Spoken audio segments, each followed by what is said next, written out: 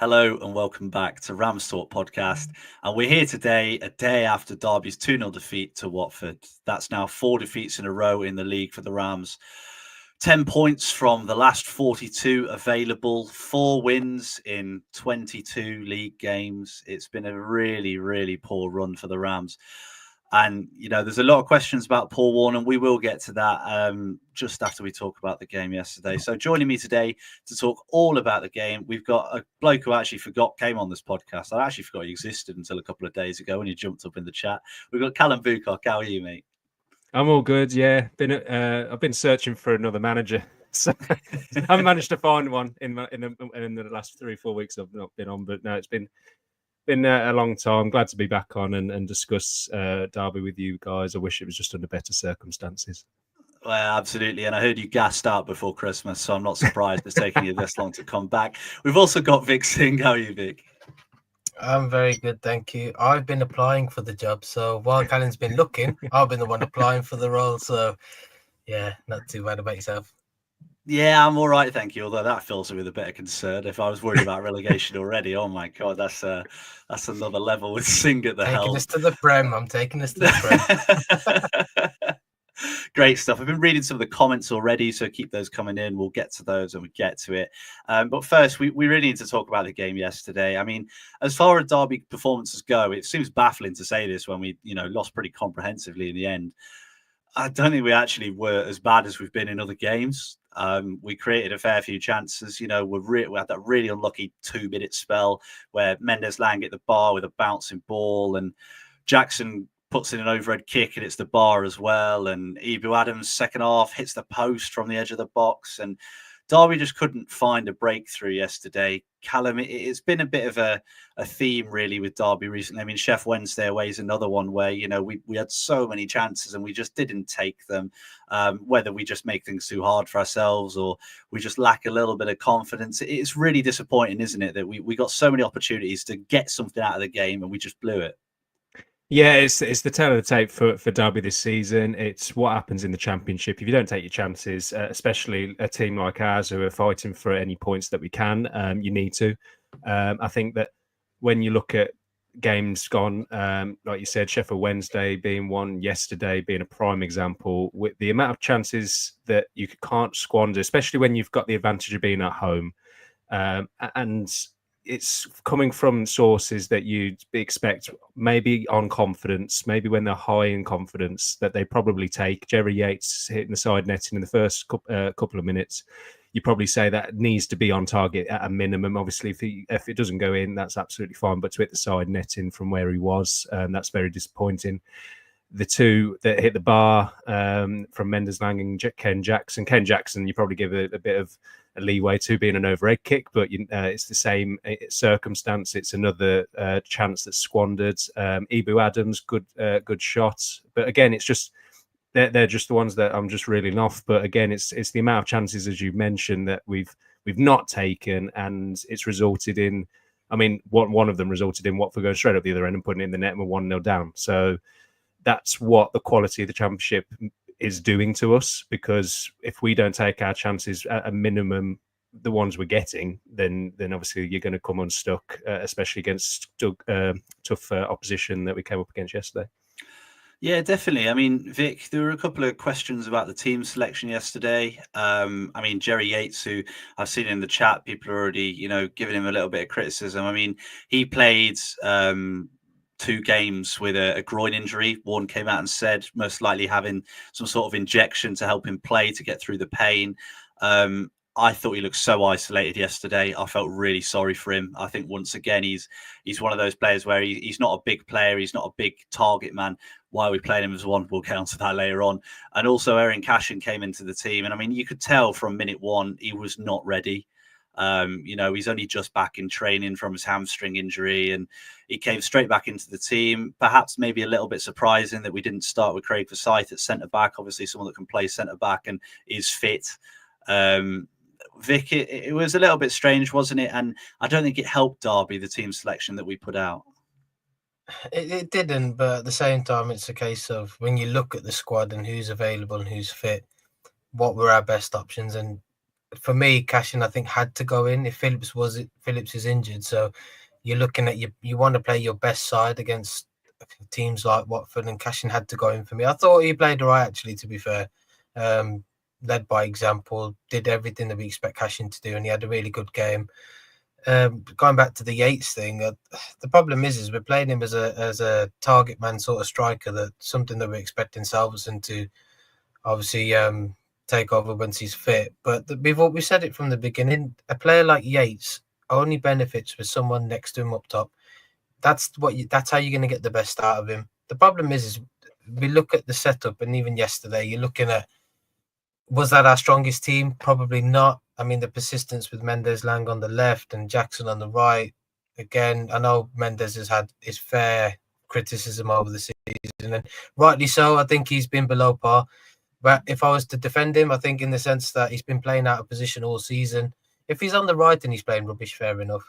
But the fact that we're trying to accommodate for players like Jackson, who to me offered nothing, so it speaks volumes. And like Callum said, if you don't take your chances at this level, especially when we're fighting relegation, you're gonna get punished. And the one thing that worries me the most is we play at our best, and teams are probably turning up at 50, 60, 70%, and they're still beating us. That's what concerns me. The fact that we don't seem to be able to change that, or change something in our style, or do something different. That's what worries me, is the fact that teams are turning up at Pride Park, or we're going to away grounds. They're at 60%. They're beating us 2-3-0. That's what concerns me. And especially in a relegation dogfight, that's the last thing you want. But sometimes the luck is against your side. And yesterday, I'll be honest, I thought against Watford, the luck was against us. We hit the bar twice, we hit the post, and on a different day, it could have been a different result. But if you look at the overall performance, I thought Watford were just physically stronger and faster than us. And just literally, that's all it came down to yesterday. Yeah, definitely. Before we start moaning, because let's be honest, we probably will. Not Callum, he's delusional, but me and Vic will. We've got to talk about probably one of the 2 or 3 positives out of yesterday's game. I thought Zetterstrom had a really good game for Derby. I mean, he made 2 one-on-one saves, really important one-on-one saves that would have taken us completely out of the game if he hadn't saved them. Callum, it's good to see that, we've at least got someone that's doing all right. No, it is, and I mean, he needed to, because like you said, it could have been a different scoreline. But like Vic alluded to, if we had taken our chances again, the scoreline could have been different. So, but to have a number one, a commanding number one between the sticks, it shows that yes, during this Paul Warne era, it has not been plain sailing, and obviously at the moment, we'll talk about it later where it's currently at. But in terms of the recruitment that's been done this season, there's been a couple of signings, especially with Zetterstrom, Kenzo, that have come off well. And Kenzo, yes, yesterday looked a bit off, but I'm not being funny. He played 120 minutes on Tuesday, so he will look a bit jaded towards the end. But Zetterstrom, yeah, I'm excited about him. I'm devastated that probably in, I'd say, 2 years he'll be gone, because I think a low Premier League, a newly promoted Premier League team will either take him, or a top Championship team will take him. Because if we're obviously not at those heights, then he'll be gone, because he's beyond his years. Just needs to improve on his kicking. I will still outline that. Me and Vic talked about it when he first joined. I think that's the only thing in my head that he needs to work. His one-on-one saves is outstanding. So yeah, he's a shining light in what we've currently got in darkness. Yeah, absolutely. Can you tell I pressed the wrong button then, by the way? I won't be doing that again. I didn't want to go anywhere near the bottom of that screen. One thing I will say about his kicking, which again is probably echoed later on in the Sunderland segment we'll have at the end, he's being told to put it in right in a position on the touchline. And he can't put it directly on someone's head every time. I don't know any goalkeeper that can do that. So yeah, that's he's been told to aim at the fullbacks, isn't he? Yeah, he's been told to put it there. If he can't put it directly on someone's head every time, I'll give him benefit of the doubt. But right, let's get into it, and let's get into what this episode's about. And I want to kick this off and say I just feel a bit sorry for Paul Warne. I don't think I'm sorry for him because of the criticism, because I think from style of play perspective, mentality perspective, the way potentially he's come out and spoke about the players, about the club, I don't think sometimes he does himself any favours. But at the same time, I feel sorry for him because I don't think he's been given every single resource he could possibly have. I think the club have let him down a little bit. I think with the recruitment, especially regarding a striker. I mean, the only striker we've managed to get in properly over the last couple of years, obviously, we've got Dwight Gale for about 4 games.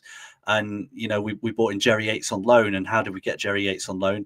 Because he used to play under Paul Warne and he knows Jerry Yates and he's managed to convince him to come. So for that reason, I do have a bit of sympathy for him. However, what I have to touch on is the style of play we have sets us up to lose a lot of the time before we even start. The way that we play, I've noticed, is very similar to the way that he played. So he got, I think, back-to-back promotions with Rotherham as a player from League Two to the Championship.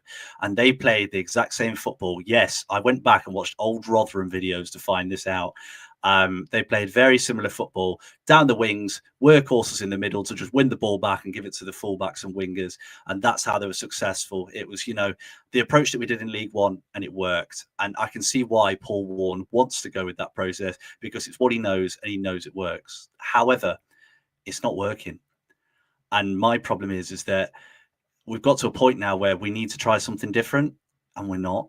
And that lack of adaptability, I think, is really affecting Derby at the minute. I mean, Vic, I know, obviously, we talk a lot, don't we? We haven't been too impressed with the decision making that's gone on over the last few games. Probably majority of the season, some of the team selections have been baffling. The mentality in some games has been really confusing.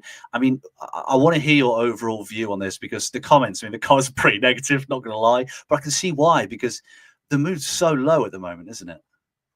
Well, what do we have to cheer about as fans? I mean, if we look at the style of play, yesterday, all you had to do was mark Wilson out the game. Wilson was our biggest threat. He's the only one that seems to want to take players on. You could take him out of the game. You've nullified our whole attack pretty much, because for one reason or another, the front three don't seem to be cohesive enough. Again, we're playing players out of position. Mendes Lang left. Jackson on the right. In my opinion, I just don't see what Jackson offers. Mendes Lang has been poor. So you're looking at to your bench and you've got players like CB2, who I thought when he came on actually had a decent game. It's a difficult one, because for me, I just think that the lack of plan B is evident, because we know if it doesn't work, we tend to get spanked. I know we're not losing 3, 4, 5-0, but if you look at the overall sort of the way the game goes, we're not that competitive in games. We might have little bits of spells here and there where it sort of clicks, and then all of a sudden, teams like Watford, teams like Sheffield Wednesday, they click. They know what they're doing against us. They know how to nullify us, and they get on top and they just finish off the games. Leeds done the same thing. We're too predictable, and the fact that we don't have a plan B in store is worrying, because we're getting to the point of the season now where we're going to be playing a lot of the teams around us. You've got Cardiff next Saturday, which is a massive relegation 6-pointer in my opinion. You've got to play Hull away, yeah. We've got to play a lot of the teams around us, Plymouth as well. I'm struggling to see where we're going to beat these teams if we're going to stick to our guns and keep playing this same style, because to me it doesn't get results. Okay, we've got a few fluky results against Borough, who completely battered us even though we won. We beat West Brom, a poor West Brom, and I'll add at that as well. But 4 wins in 23 games. Any other club would have sat their manager by now with that stat alone. And it's as fans, it's difficult to see when we're so one-dimensional where the next performance, where the next win's going to come from. It's all good saying we gassed out after 60, 70 minutes, but the problem is we're not seeing what the actual plan is. Is it just give it to a fullback, cross it in, hope that Jerry Yates gets on the end of it? Jerry Yates is not the target man that we need up front. Hopefully Salverson can be that, but it's a lot of pressure to put on a player that's never played in this league before. For me, there's no plan B. Warne on a number of occasions have been outdone tactically, and bearing in mind Tom Cleverley yesterday, he's a rookie manager himself.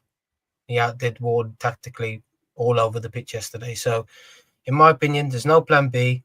I can't see where the next win's going to come. I can't see where these points are going to come from.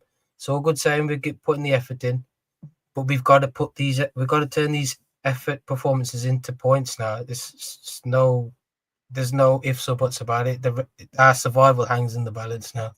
Something's got to change, whether that's players coming in, whether Klaus pulls the trigger and sacks him. If he does, he does. If not, then we've got to change something along the lines. We've got to have a plan B.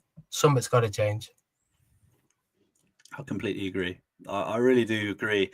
I mean, Callum, the thing for me, and Vic brought it up there, is when we talk about the style of play, we mentioned last year, we obviously had Collins up front for a lot of the season. And our game plan was we get the ball down the line, get it to someone like Mendes-Lang, get a ball into the box. So when we're in possession, when we're on top, we'd hammer crosses in. I can't remember, we played in the Cup last year. We played someone in the Cup last year. And I think we had attempted 50 to 60 crosses or something like that. Which was, a new club record or something along those lines. And this season, we knew from the moment that transfer window closed that Jerry Yates would be our sole number 9. James Collins, as much as he tries, is far too slow for this level. He can't keep up. Dejan Brown is, too young, right? He's not ready. He'd only played in the National League. He scored a goal, took it really well against Hull, rescued us a point against Hull in a game that we definitely needed a result in. But for the majority of the season, Jerry Yates is his one number 9 that he has. So why haven't we changed the way we play? Why are we still hammering it into Jerry Yates and going, get your head on that, mate? He's 5'9". We've got a 5'9" striker, and we've got players on the wings hammering crosses in for him to try and win. All 3 of Watford centre halves yesterday looked about 6'4". What's Yates going to do? No wonder he's not succeeding, because he's been asked to play a role, that clearly doesn't suit him. I mean, what do you think, Cal? I know, obviously, I made a joke about you being delusional earlier, which I stand by. But I'm interested to hear your thoughts, because I know you've been a lot more positive than probably a lot of us on this. Yeah, just touching on one of your first bits before I could talk about plan A, plan B, is that I do think that the club have let him down. I think that when he first signed to be our manager, I think he anticipated that, yes, the League One journey would be tough in terms of finance and what he was going to get in resources, and he'd have to work with what he can. But I think in the end, he was hoping that he'd get more financial backing. There'd be a position where he can invest and build a team that might alter the way he wants to play. I don't know, but the fact that we have not invested that much in the last couple of years, and especially in the summer, yes, we've signed a striker now, but like you said, it's taken 4 years to sign a striker as a club, let alone under the Klaus era. So the trouble is, he's then working with what he's got. Like you said, why hasn't he adapted? When I was listening, because I couldn't attend the game yesterday, when I was listening to it, there was just no, when that plan A doesn't work, you got to then look at what plan B is, and we don't have a plan B. That is the ultimate thing that I don't agree with what Warne's doing at the moment. It's like I've seen in the comments, is plan B trying to lump it up to a target man so then we can look at when we bring in Lars that's going to work. Because plan A for Warne is essentially get it down the wings, whether that's with a fullback or with your winger, and get as many crosses in as we can, get it out wide. And then, because the difference with what I've seen is that plan B, when we couldn't get it out wide, because essentially if a team have come in and snuffed that part out, we went down the middle. We had Max Bird, we had Liam Thompson in his prime, Conor Horahan, but then even like with at the start of this season when we had Kenzo, Ibu, and David Ozo, we were able to go through the middle, and then if we had to chip it out wide, then we could do, and then get a cross in, then we could do. The trouble is because the midfield is either chopped and changed so much or has been so lightweight, we have not been able to go through the middle at all, which then means is that we're constantly going out wide. And if a team's decent enough, they'll just nullify that threat straight away, which then means that Paul Warne's tactic is completely nullified, and you might get the odd occasion, but then, like you said, this is where we're seeing this drab football, because then the players are looking at it going, well, the wings isn't working. The thing that we've just worked on in training the entire week hasn't worked. What are we meant to do? And that's where Cashin's lumping it up to Yates. And as you say, Yates didn't succeed in his second spell at Swansea because the style of play didn't favour him. And we're seeing the same thing here. When we're able to get the ball in through the lines and support him with our wingers and with a central midfielder backing him up into the box, we were able to. But the trouble is at the moment is that we're using him as, like you said, a target man. And he's not a target man. Yes, he's got neat touches, but he's not going to out jump a 6'3" centre half. So you got to play to your players' strengths. And I think that's the one thing that that frustrates me with Warne, that he doesn't play to player strengths. I mean, we've banged on about Mendes-Lang and Corey Blackett-Taylor and the wingers situation. Caden Jackson, I agree with Vic, doesn't offer anything for me. And we're playing players out of position, which then means that you're not getting the best out of them. But we've said that countless times. And that's where, like you said, Warne doesn't help himself, especially with the fan base internally. And I'll probably touch on that later. But within the club, he's probably got the backing. But with the fan base, you can see why the frustration is there. Yeah, and I'm seeing a lot of comments about us apparently, and people in the comments not being behind the team, get behind him in the team. The fans are. Every game. How many were there yesterday? Nearly 30,000 turned up yesterday. Away games were sold out pretty much every away game all season. The fans are loud. Another for a fact. I was there for, majority of them. The fans are backing the team. And I think the players know that. The players know that the fans back them. Listen to Ibu's interview yesterday.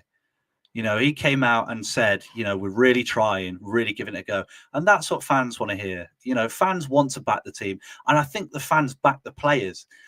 The thing at the minute is that it doesn't feel like we're getting the best out of the players. And that's what worries me the most, is that when I look at the players that we've signed, when I look at the players that we've got, obviously some people are saying we don't have the quality, but Kenzo Houdmine showed in numerous games this season he's got the quality to run a game when he's in the middle. You give him the ball and he will pick out passes. Played a great ball yesterday for Kane Wilson that almost led to a goal. He's just got that quality. But the problem is he ends up getting forced out wide because we're so reluctant to play through the middle. Malcolm Christie made a really, really good point on Radio Derby yesterday where he said every team has a player that sits in that little pivot and picks up the ball and plays as the water carrier between the defence and the sort of midfield and attack. And Derby don't play with one of those. And I think it really shows. Well, apparently, but Derby don't really play with one of those. We don't have one of those players that plays out from the back. We've seen so many teams this season. Leeds, Rothwell, perfect example. He'd pick up the ball from that Leeds back four and he'd just spray passes around.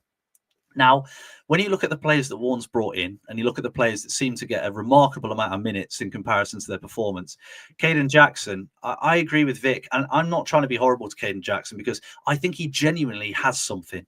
I really do think he has something. The problem is, I don't think he's a winger. I don't think that's his position at all. Look at him every time we get the ball, he tries to run in behind. He tries to stretch the pitch and run in behind. He completed 5 passes yesterday in 60 minutes of football. He barely touched the ball, 20 touches in 60 minutes. He barely touched the ball. And when you watch him, he wants the ball in behind because he's a striker. He's played as a striker for almost his entire career. But we've forced him out wide. It's a square peg in a round hole. Mendes-Lang on the left, square peg in a round hole. Marcus Harness playing as a number 10, square peg, round hole. And then you look at other players, Ben Osborne. I had a look on Transfermarkt to make sure that I wasn't being delusional. He spent more than half of his career on the wing or at fullback. The majority of his time in midfield has been as a sub. And I think you can kind of tell because he's got the brain, but he just can't do it. How many times did we take a throw in yesterday to Osborne? He just passed it straight out of play. It's not his game. And it just feels like we're playing so many players in the wrong place. And we're playing so many players in positions that don't suit them. I don't think Warne knows how to get the best out of this team. And that's what worries me the most, Vic, because we're going into the second half of the season now. And someone in the chat made a really good point earlier. I think it was Dan made a good point in the chat earlier. Teams have worked us out now, right? We talk about having no plan B. Teams have worked out plan A. And I think it's become painfully obvious. Watford, diabolical away from home, right? They've been so poor away from home all season. This is only their 3rd win away all season. But they worked out early on that if they stop Kane Wilson, they stop Derby. Does that worry you going into the second half of the season under Paul Warne that, is he adaptable to make us change? I mean, is Salverson going to come in and be like Erling Haaland? I don't know. What do you think? I think, we're probably clutching at straws here. I think with the Salverson thing, I think the only way we're going to see the best out of this side is if we do play a 3-5-2. I think we have to play 2 up top and just go for it because we're not scoring. Well, I say we're not scoring many goals, but in my opinion, we're not much of a threat. If you've got Salverson and Yates up top, you've got 2 different strikers who could do 2 different things there. You've got a target man and you've got someone that can probably run in behind. Jackson can probably do that role as well if we really need him to. That's the only thing I can see at this current stage, depending on obviously who we decide to bring in, who we decide to let go. I'm hearing rumours about Collins off to, is it Lincoln? Ward's off to League One potentially, and Barkhausen as well. So yeah, so you imagine if those players are going out, we've got players lined up to come in. The problem is they have to hit the ground running, because we're in a position now where it was only a few weeks ago we were looking over our shoulders and it was like 7-8 points clear of the bottom three. We could be in the bottom three by Tuesday, especially on Saturday if we lose against Cardiff as well. Then you're looking at a battle to try and climb your way out of it. And I think the team, let's be honest, the team on paper, and in my opinion, the squad, I think is good enough for a mid-table championship finish. My issue does lie with the fact that we don't have a manager who knows how to change plan A. And if things aren't if we're literally backs against the walls, what can we do to change that? Okay, we've had injuries. Every team's had injuries. Every team has a different plan. We can't. Someone said it on Twitter yesterday. One of Einstein's quotes: "If you keep doing the same thing over and over again, expecting different results, you're insane." That's literally what it feels like. It does worry me that if we don't get the recruitment sort of as good as Paul Warne wants, I'll be honest, I can't see him being sacked, and I don't expect him to leave. So I reckon he'll still be here towards the end of the season, and we will back the lads 100%.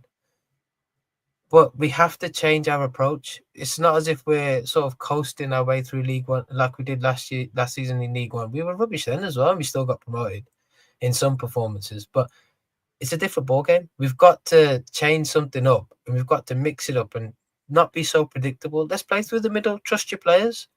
Let's see what they can do. We know we've got players like Kenzo who can unlock defenses. Play Harness on the left if you don't want to play Mendes there. Put your round pegs in round those, and lo and behold, you'll get results. Hopefully we can pick it up. We'll keep backing the lads, but it's got to change sooner rather than later. So I am worried. But again, it literally depends on who we decide to bring in this transfer window. Yeah, absolutely. And we got a comment from Conor Bailey saying we'd easily have won yesterday. We didn't get outplayed. If we didn't miss easy chances, we'd have been 1-0 up in the first 2 minutes. And I agree to an extent. I think, Derby did miss chances. And I don't think this is a reaction to yesterday's game. This is a reaction to Derby since September. Like we said, 4 wins, 22 in the league, 23 in all comps. It's a terrible, terrible run. And you look at the games we've won, it's so weird because most of them we won so comprehensively as well.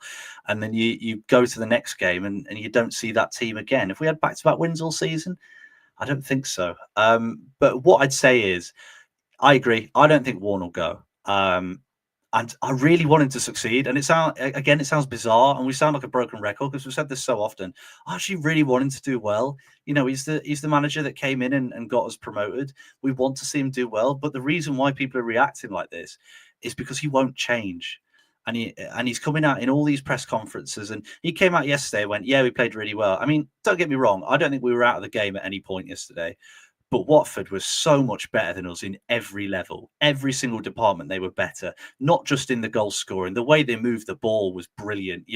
They'd pass the ball around. They had players in the middle. They'd flick it around the corner. They were so much better at diving as well. Maybe we need to work on that too. But, they did everything right. And that's why they ended up winning the game.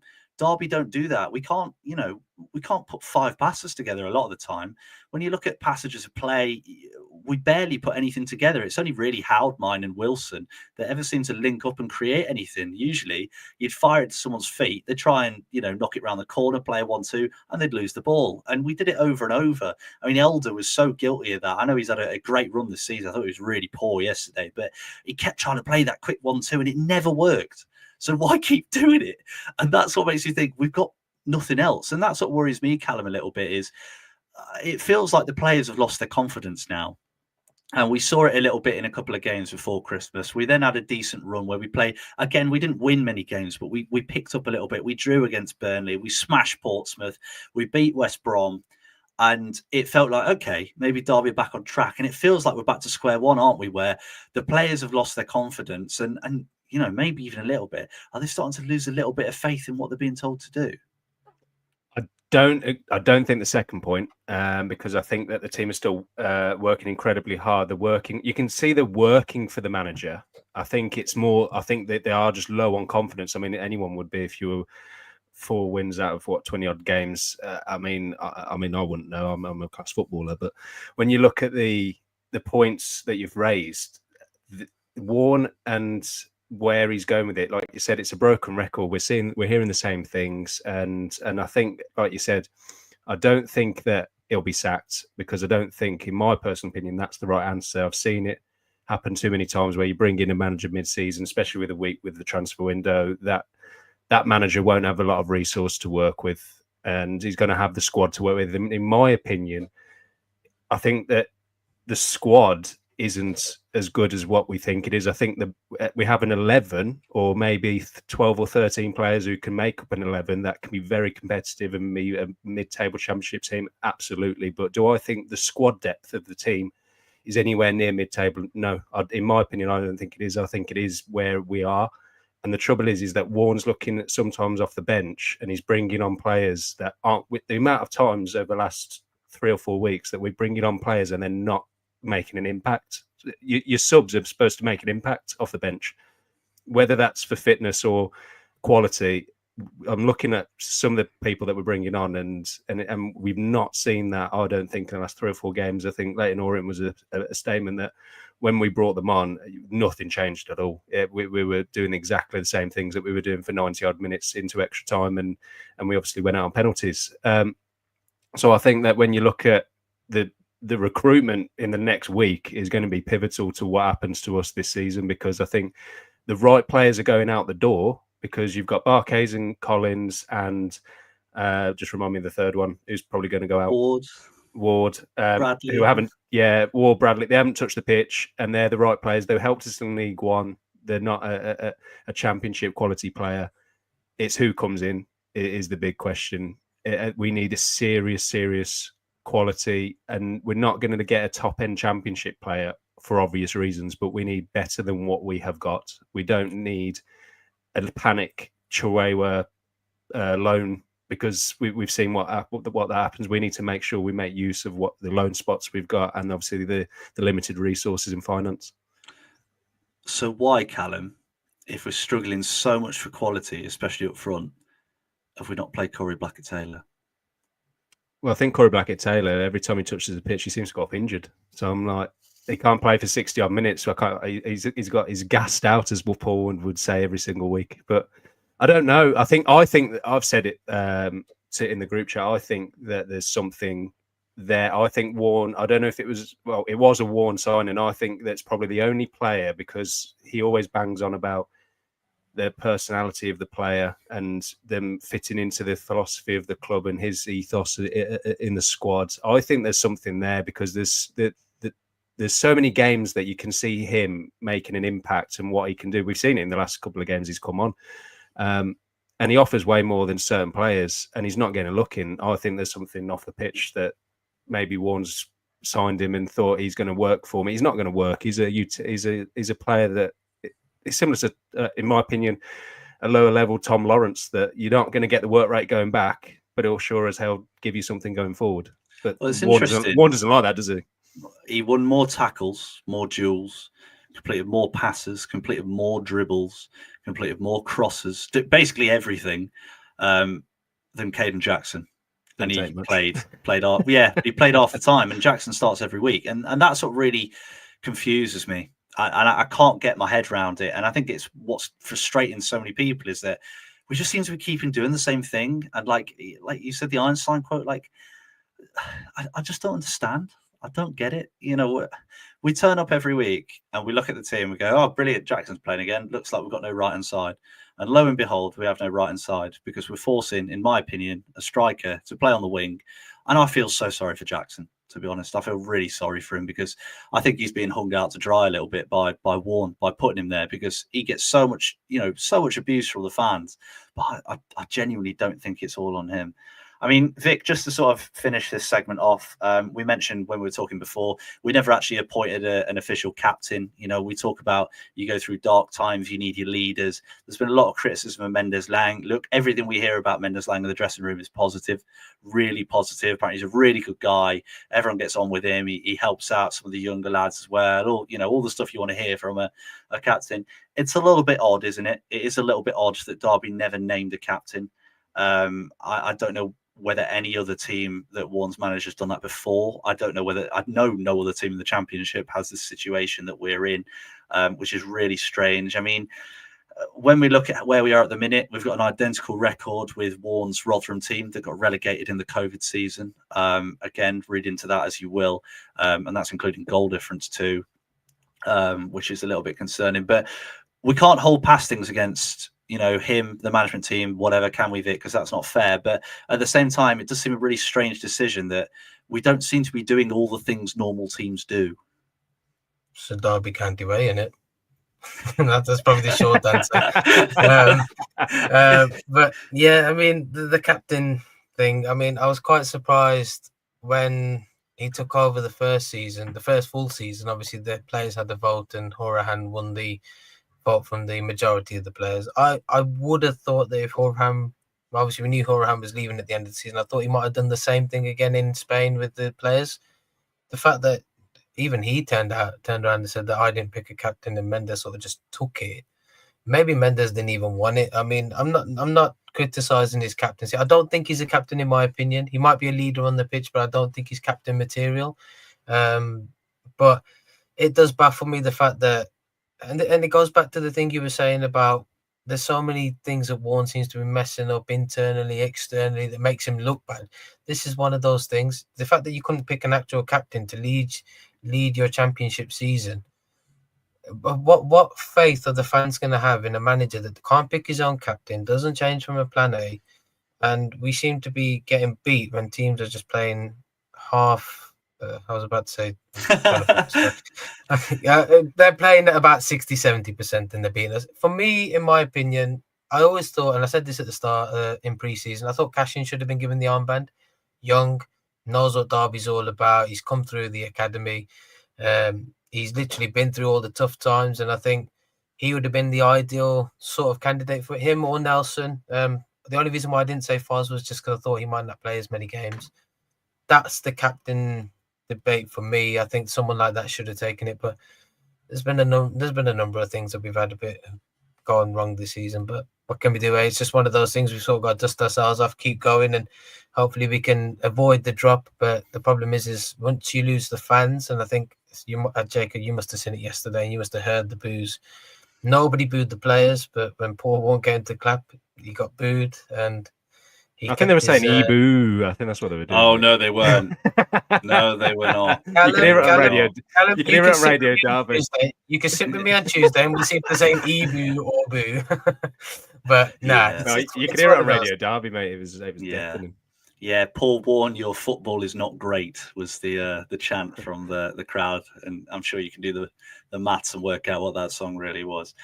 So, end this segment. I just want an answer. I'm going to sit on the fence anyway. So, Callum, in or out? In. Go on, Vic. I'll be honest, out. I just think he lost me after Leeds away with that comment. I don't care I don't care even if we are a League One team. As a manager, you protect your players at all times and you boost them as much as you can. You've lost me from there, and I think a lot of the fan base was lost from that point onwards.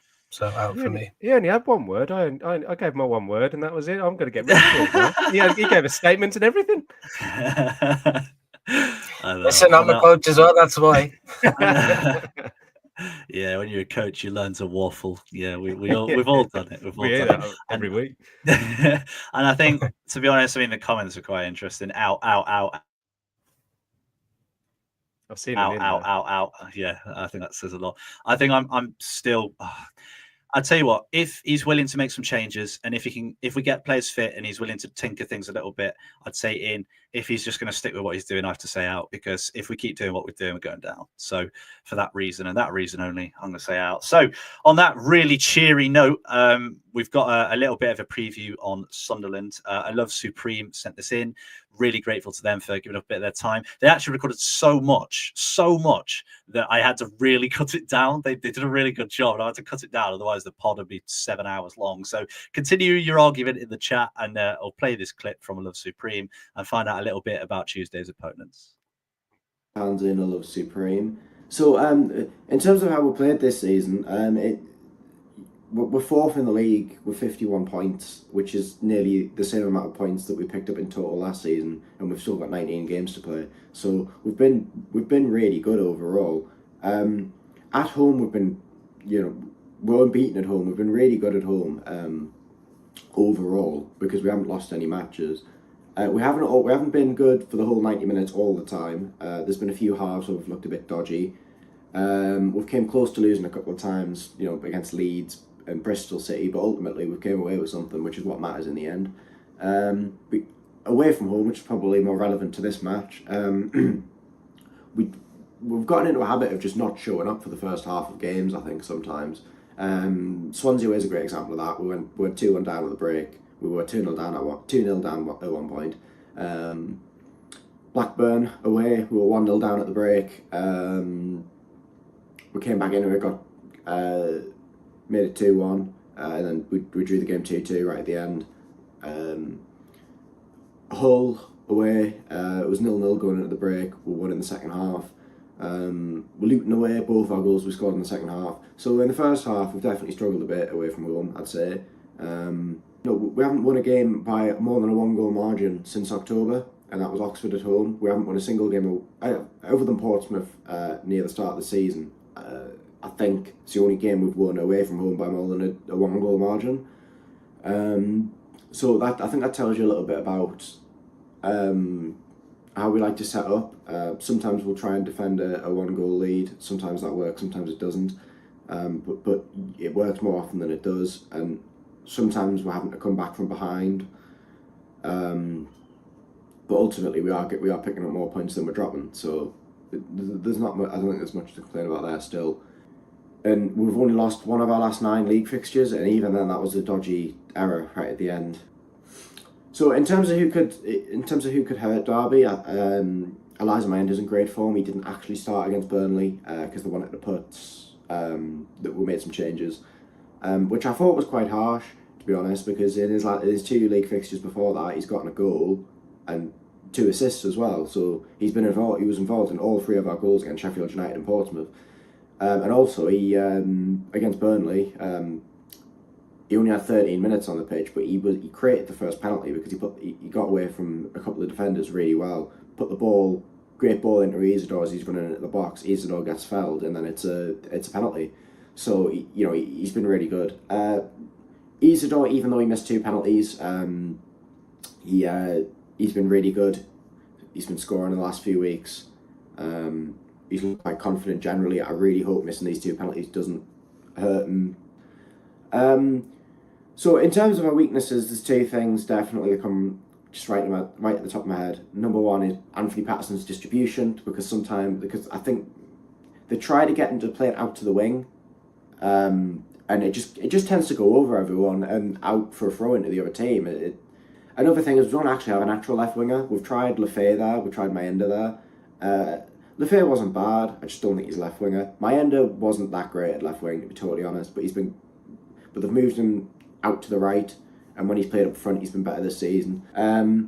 Game management can be quite poor. I think I mentioned it a few times. We've sometimes overcommitted bodies, especially away from home late on when we're looking for either to put the game to bed, which we did against Millwall and then conceded, or we're looking to try and win the match when probably a point would probably do us. The main example of that was probably who was it? Plymouth away, because we made it 2-2 in the 86th minute, and then we materialised to lose that match. Probably we should have just taken the point. Yeah, and sometimes it's just switching off late on,